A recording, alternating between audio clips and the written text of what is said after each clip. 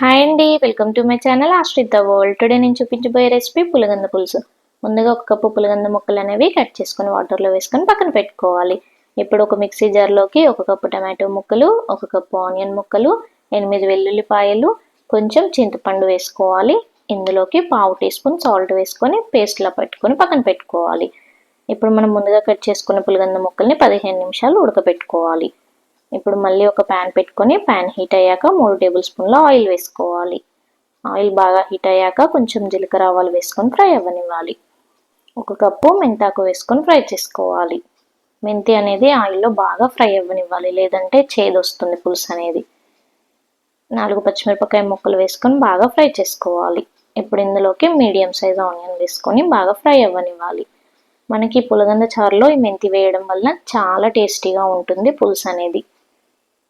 ఇప్పుడు కొంచెం కరివేపాకు వేసుకొని ఫ్రై చేసుకోవాలి. మనం చారు కర్రీలో కంపల్సరీగా కరివేపాకు అనేది వేసుకోవాలి. టేస్ట్ అనేది చాలా బాగుంటుంది. కరివేపాకు అంతా ఆయిల్లో మంచిగా ఫ్రై అవ్వనివ్వాలి. ఇప్పుడు పావు టీ స్పూన్ పసుపు వేసుకోవాలి. ముందుగా మనం పేస్ట్ రెడీ చేసి పెట్టుకున్నాం కదా, ఆ పేస్ట్ ఆయిల్లో వేసుకోవాలి. పేస్ట్ అనేది మంచిగా ఆయిల్లో ఫ్రై అవ్వనివ్వాలి, ఎందుకంటే మనం పచ్చి టమాటోలు, పచ్చి ఉల్లిపాయలు అన్నీ వేసాం కదా, లేదంటే మనకు పులుసు అనేది పచ్చిగా ఉంటుంది. ఇలా మంచి ఆయిల్లో ఫ్రై చేస్తే కమ్మగా ఉంటుంది పులుసు. ఇలా ఆయిల్ అంతా తేలేట్టు మంచిగా మధ్య మధ్యలో కలుపుతూ పేస్ట్ అంతా ఫ్రై అవ్వనివ్వాలి. ఈ పేస్ట్ అనేది ఎంత బాగా ఫ్రై అయితే మనకి పులుసు అనేది అంత కమ్మగా ఉంటుంది.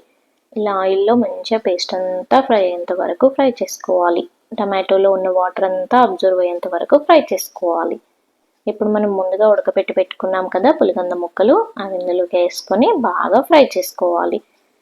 ఇప్పుడు మనం వేసాం కదా పేస్ట్ అంతా పులిగంద ముక్కలకి పట్టేట్టు ఫ్రై చేసుకోవాలి.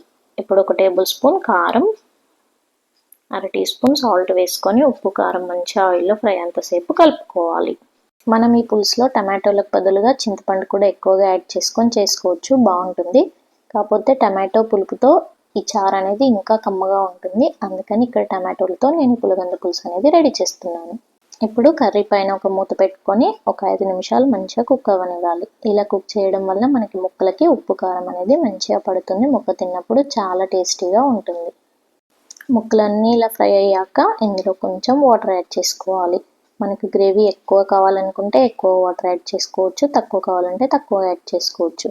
నేను ఇక్కడ 1.5 కప్పుల వాటర్ అనేది యాడ్ చేశాను. మనకి గ్రేవీ అనేది ఈ థిక్నెస్తో ఉంటుంది.